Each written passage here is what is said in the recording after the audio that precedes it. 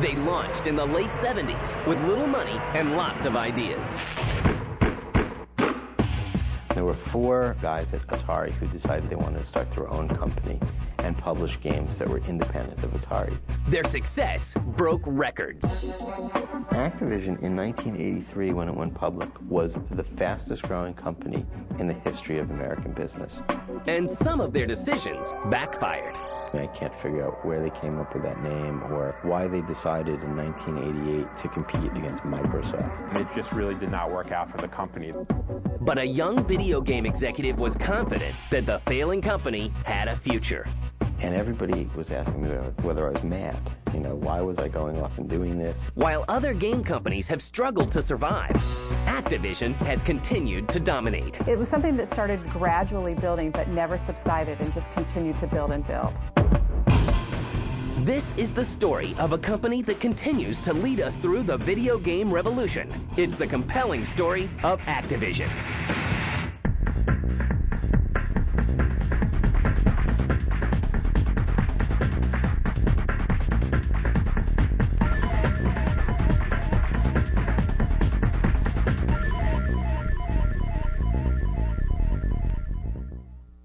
The story begins in 1979, when another company is making headlines. I'd like an Atari 2600 system, please, and everything that goes with it. Warner Communications introduced the first Atari 2600, which was just an enormous success. I can't tell you how many tens of millions of machines they sold, but it was a lot. But it was a controlled licensing model. If you wanted to make games for the Atari 2600, you had to do it through Atari. Atari vets Alan Miller, Bob Whitehead, Larry Kaplan, and David Crane have a plan. There were 4 guys at Atari who decided they wanted to start their own company and publish games that were independent of Atari. But Atari filed suit against the fledgling company, Activision, in May 1980, charging unfair competition and conspiracy to appropriate trade secrets. Undaunted, Activision begins shipping titles for the Atari 2600 just weeks later. They built games like Pitfall and River Raid and Kaboom. The red-hot game developers hit it big. By March 1981, revenues exceed $6 million. Activision was the original independent third-party game publisher back in the early 80s. A lot of success on the Atari 2600. In December, the lawsuit between the companies is settled. Activision becomes an official Atari licensee, and success continues. The thing that made the company most successful at that time was that they had a very consistent track record and history of very high-quality product. With 10 successful releases in a row, sales are predicted to reach $150 million by the end of 1982. The biggest challenge is keeping game cartridges in stock. And Activision in 1983, when it went public, was the fastest growing company in the history of American business. Zork, a groundbreaking text adventure game, is topping charts and being developed by a company that Atari will soon be very familiar with, Infocom. But are the successes of Atari and the entire video game industry too good to be true? There was this perception that Atari was a fad. You know, people were comparing the 2600 to the Pet Rock and that it couldn't be duplicated, and probably a lot of your viewers wouldn't even know what a Pet Rock is. But you had a lot of companies that had emerged overnight after Activision's success. By late 1983, Atari's sales of the 2600 and revenues of the entire video game industry slip into a tailspin, taking Activision along with it. Even though it has 5 of the top 20 video games, in November, Activision is rocked by massive layoffs. A still struggling Activision acquires game developer Infocom in 1987. A turnaround seems possible. Infocom actually, in a lot of ways, was really the first true video game company. They had gotten started in the late 70s when computers, you know, like the Apple II were first coming into the market, or the TRS-80 from Radio Shack. It was before there was an IBM PC. And Activision joins forces with international game giant Telecomsoft. Incredibly, the newly merged company abandons an all-too familiar name. I think it was something in the water. For the life of me, I can't figure out where they came up with that name. They changed their name to Mediagenic. They started to get into business application software along with video games. And Mediagenic goes head-to-head with a computer giant. I can't figure out why they decided in 1988 to compete against Microsoft. You know, that was, the decision was to go compete against Microsoft making word processors for the Macintosh. And they never fully abandoned the heritage of the company. Even though they changed the name, they were still making games under the Activision banner. It just really did not work out for the company. In spite of the turmoil, in 1989, the company publishes the first interactive product on CD-ROM, Manhole. The CD-ROM had only been around for a couple of years, and it wasn't really a mass-market technology. And the guys who developed the Manhole went on actually for another company to create Myst. Sales failed to match the game's glowing reviews. By the fall of 1990, the once mighty game giant seems doomed, as stock in the company drops to 50 cents per share. It will take a video game warrior to save the collapsing company. Everybody was asking me whether I was mad. You know, why was I going off and doing this? And, you know, what was it that was attractive about Activision? Why would it be so crazy? Robert Kotick, a young video game executive, takes on the daunting task. He had the foresight to see that this was an area of tremendous expansion, and that by buying Activision, you did have a brand name that resonated with the traditional gamer. He didn't have to start something from scratch and build it up. It was a little bit of a leap of faith, and I think it was also some great foresight on Bobby's part. He knew what he wanted to do, and he followed that plan. They lost the culture of quality. And when we came back to the business, the first thing we did was change the name back.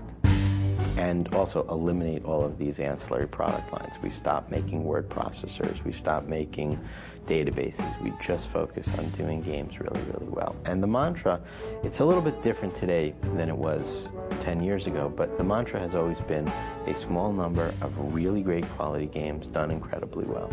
But with a staff that has been devastated by layoffs, how will these games get made? At that point in time, when we were a small company, it was very hard to go out there and recruit the best developers in the business at that time and say, hey, let's go with Activision. So we took a little bit of a different strategy. There really wasn't a plentiful supply of development talent. This was a pretty new business. And so we felt that in order to keep the quality objectives that we set for ourselves, we had to do all of the development at our own company. We took lots of very young, bright, talented people who may not have necessarily had a lot of gaming experience, but really were passionate gamers and wanted to make games for a living, and we brought them into Activision. We helped teach them how to make games. We had to hire the programmers and the artists and the animators and manage them, because we really didn't have third parties that could provide that capability to our quality level. And it used to be 100% of our products had to come from our own internal studios. The addition of Kotick helped bring Activision back to life and doing what they do best, creating games. But his next endeavor would be the riskiest of all, reinventing the wheel.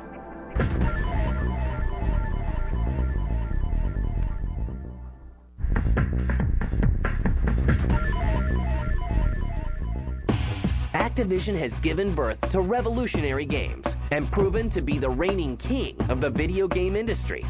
But this new thought of recycling old games for newer audiences may be the toughest obstacle yet. When we first took over the company, we had a very small revenue base to take some of the old franchises like Zork and Pitfall and Shanghai and create new versions of those products for new hardware.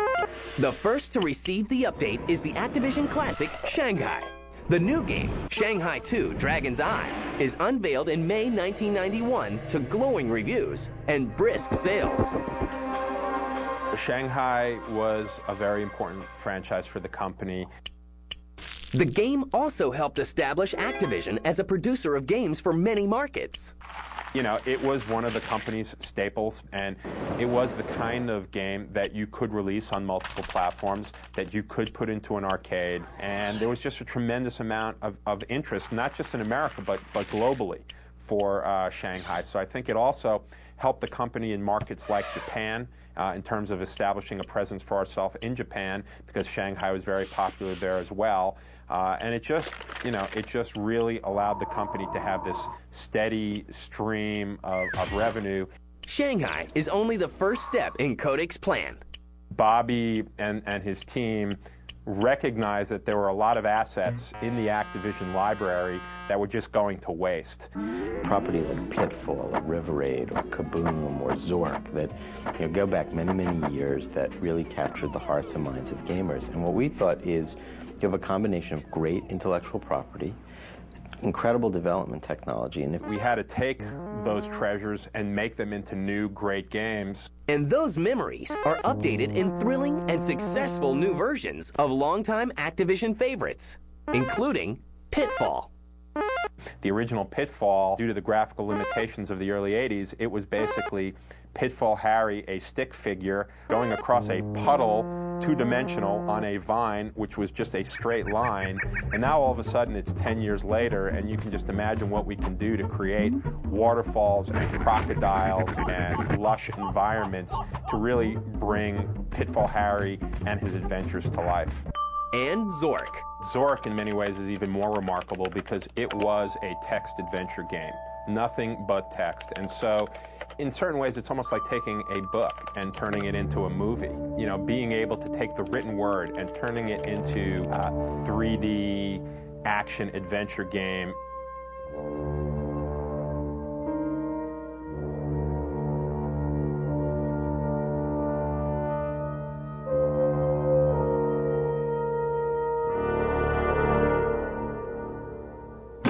In 1992, the newly rechristened Activision relocates from Northern California, the home of many video game companies, to Los Angeles. We ultimately opted to move the company to Southern California because we really did feel that ultimately we would be able to benefit from the Hollywood creative community.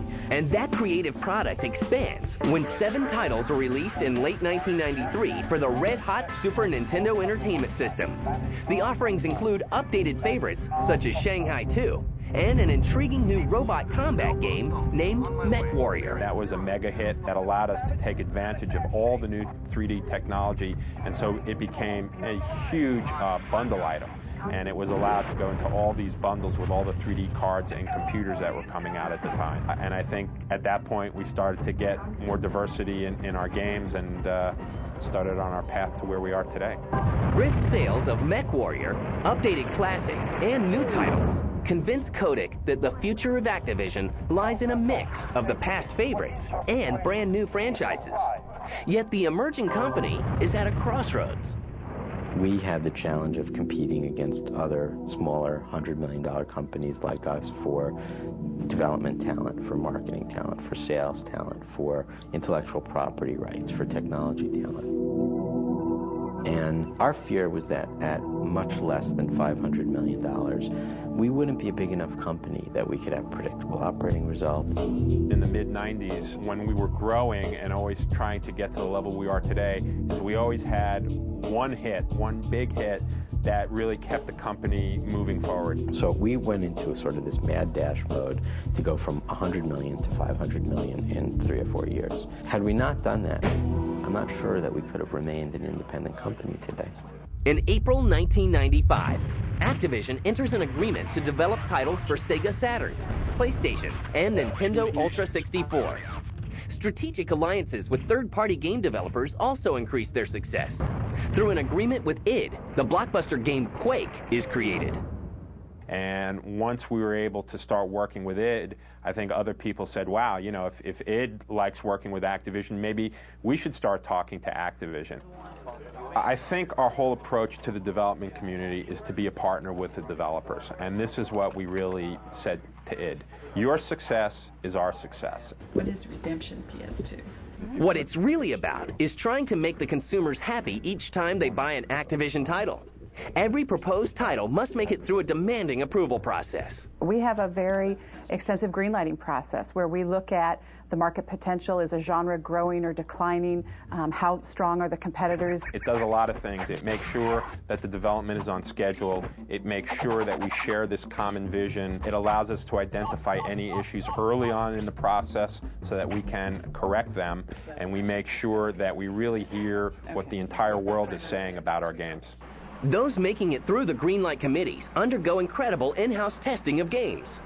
And then testing our games all along the way with consumers. Are they interested? Are gamers interested in the concept? Are they interested in the idea and the gameplay? And then importantly, as the game evolves, do they think it's fun? Do they understand what the objectives are? Is it easy to play? Is it intuitive to play? Is it something they want to continue playing? New versions of MechWarrior, Quake, and Pitfall titles continue the winning streak in the 1990s. Yet all the testing in the world can't guarantee success. The much-anticipated release, Spycraft, the great game, had a thrilling espionage plot. And we wanted to make it as realistic as possible. The CIA is a hard place to duplicate without having some inside information, so we figured we'll go to a former CIA director. And it boasted the latest in technology. It was a time where people expected the CD-ROM could, in many cases, replace video game systems as the primary place that people would play games. And that ultimately turned out not to be the case. Spycraft was a lot of fun. We definitely learned a lot about what you want to do right and what you could do wrong. Spycraft misses with fans, but Activision has no time to grieve. They're busy signing Bruce Willis to a multi-million-dollar deal to star in Activision's Apocalypse. But the internally developed game is beset by production problems. You know, again, it was another excellent learning experience for Activision to learn about what it means to work with a big celebrity who has very particular ideas about how he should be portrayed in a video game. To make sure it was right and to make sure we captured the essence of Bruce Willis was not very easy. I'll see you in hell. And luckily for us, we found Neversoft, who came along and made that game for us when we were having some other problems with it. The much-anticipated game premieres on PlayStation, but falls short in more ways than one. We've had games that we've had higher expectations for, and then as the game has been, in the course of being developed, we've perhaps reduced our expectations because we find that consumers aren't as interested in it, or the gameplay didn't come along as much as we'd expected. But the budding relationship between Activision and Neversoft would lead to one of the most profitable franchises in video game history.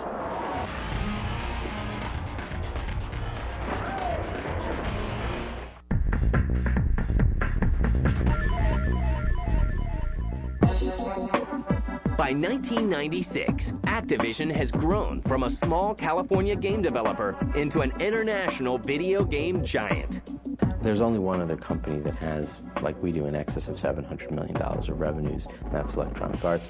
And that's probably the reason why you see both of us as competitors, the two most consistent operators and the two most consistent in operating results of all the publishers. In 1999, Activision acquires Neversoft, a company that leads them toward a brand name that will make them millions. I think everybody was surprised about how successful it was.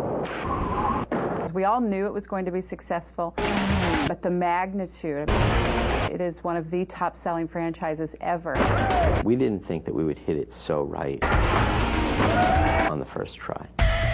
To get the highest-rated video game in the history of the PlayStation on your first try in a new category was a surprise. As we did concept testing, we found out that skateboarding is not about racing, it's about tricks. And so that is what started us on the track of making Tony Hawk's Pro Skater, the first one, and subsequently all of them, about tricks. I guess we really captured the entire action sports lifestyle elements and put them all together in a product with the right developer in Neversoft, the right athlete in Tony Hawk, and the right type of music, the right type of environments into something that turned into a really special game and franchise. From the very beginning, Activision knew Tony Hawk would be bigger than life.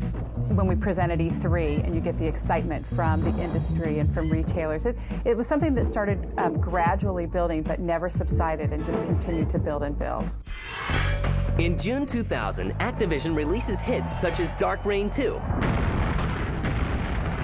Vampire the Masquerade Redemption, and Chicken Run Fun Pack. But it's their agreement with legend Matt Condor Hoffman that has fans really psyched. We actually knew it was going to be a great game. The gameplay behind BMX is a lot of fun. At this point, it's the #5 PlayStation game since it's been released, so we're very happy with its success. Incoming torpedo. And the hits keep coming.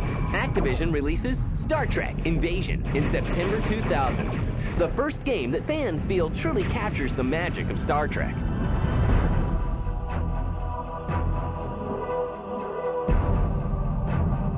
What we've been able to do with the Star Trek license is to essentially return it to two things. Both true to the brand, so that it's not outside the realm of what people believe Star Trek is and should be, and importantly, to improve the game quality. One of the things about Invasion is that it was a console game. Most of the Star Trek games are PC games. I think console games are a little bit quicker, a little more action-oriented. By late 2000, Pro Skater 2 is #1 on the U.S. retail charts. Sure. Well, I mean, Tony Hawk has had all the attention because really, I mean, we've launched Tony Hawk 3 different versions now and across multiple platforms, but we're in the process of launching all of our action sports. They're under an umbrella brand called Activision O2. And it's our extreme sports brand. Other extremely popular athletes soon joined the Activision O2 bandwagon, like Sean Murray and Kelly Slater. Kelly Slater's Pro Surfer. Kelly Slater is probably the most recognized name in surfing, and we'll be launching a game with Kelly Slater this summer.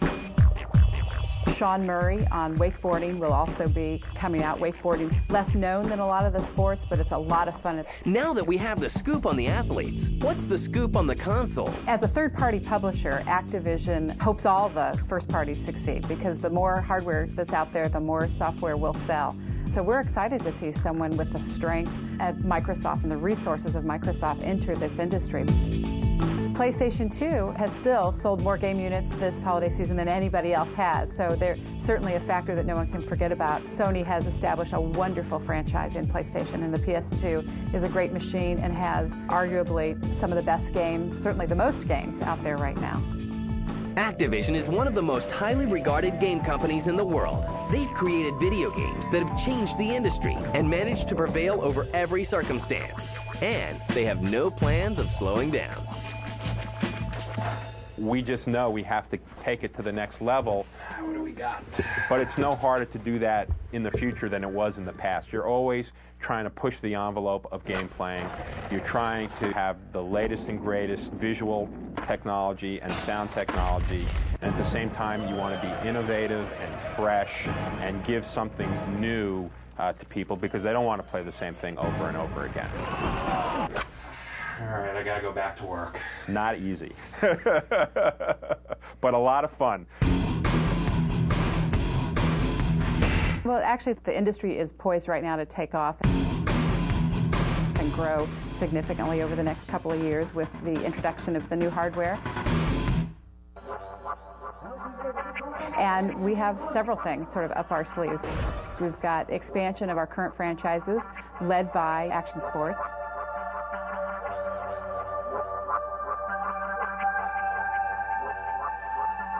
Where we'll be launching titles in all of our action sports franchises in the upcoming year. Today, being over $700 million in revenues, we have the luxury of enough product flow, enough of a revenue base, enough of diversity of businesses that we can afford today to look at every one of our products individually and say, these products need to be the highest rated products in the market. And we won't put a product out into the marketplace unless we feel that it will accomplish that objective. You're going to have to stay tuned